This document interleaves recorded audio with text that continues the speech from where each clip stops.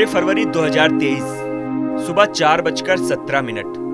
ये वो काली सुबह थी जिसने तुर्की को ऐसा जख्म दिया कि आने वाली कई पीढ़ियां इससे न उभर पाएंगी और न ही भूल पाएंगी।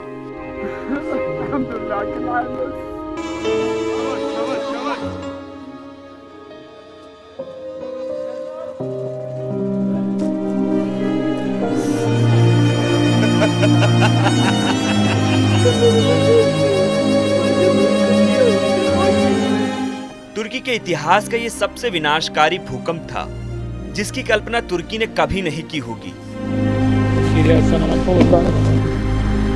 उस दिन तुर्की को प्रकृति ने एक साथ 3 झटके दिए जिसने पूरी तुर्की को झकझोर कर रख दिया।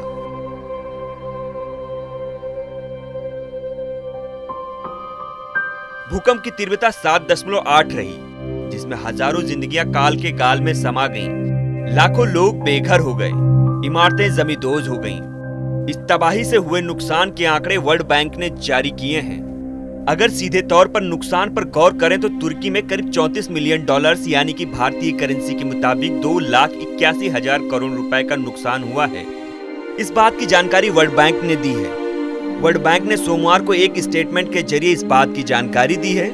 अगर रिकंस्ट्रक्शन और रिकवरी कॉस्ट पर ध्यान दिया जाए तो ये करीब डबल हो सकती है। रिपोर्ट के अनुसार तुर्की में इस भूकंप से करीब 44,370 लोगों की मौत हुई है और करीब 1,80,000 लोग घायल हुए हैं। वहीं सीरिया में इस भूकंप की वजह से 6,770 लोगों की मौतें हुई हैं और 14,500 लोग घायल हुए हैं। वर्ल्ड बैंक की तरफ से ट्वीट कर बताया गया है कि $34 अरब से ज्यादा की राशि 2021 में तुर्की का जीडीपी के 4% के बराबर है। वर्ल्ड बैंक ने सीरिया में हुए नुकसान के बारे में बताते हुए कहा कि इन भूकंप से सीरिया को काफी नुकसान हुआ है। हालांकि वर्ल्ड बैंक ने सीरिया में हुए नुकसान के बारे में डिटेल जानकारी नहीं दी है, लेकिन ये जानकारी जरूर दी है कि सीरिया में इन भूकंपों से हुए नुकसान की रिपोर्ट जल्द जारी की जाएगी। विश्व बैंक का यह भी अनुमान है कि तुर्की में आवासीय भवनों के क्षतिग्रस्त होने के कारण 1.25 मिलियन लोग अस्थायी रूप से बेघर हो गए। विश्व बैंक के कंट्री डायरेक्टर ने कहा कि ये आपदा तुर्की के सार्वजनिक और निजी बुनियादी ढांचे के लचीलेपन को जरूर जाहिर करती है। भूवैज्ञानिकों का मानना है कि इस विनाशकारी आपदा के बाद तुर्की में हल्के आवास भवन बनाए जाने पर जोर दिया जाएगा। तुर्की के 10 प्रांतों में सबसे ज्यादा नुकसान हुआ है। यहाँ पर 10,000 इमारतें गिर गई हैं, जबकि 1 लाख इमारतों को नुकसान पहुँचा है। तुर्की में भूकंप से ढही हर 10 इमारतों में से 1 इमारत नई थी, जिसका निर्माण 2007 के बाद हुआ था। तुर्की में बड़े पैमाने पर इमारतों को ढाने की वजह से इंफ्रास्ट्रक्चर की पोल खुल गई है।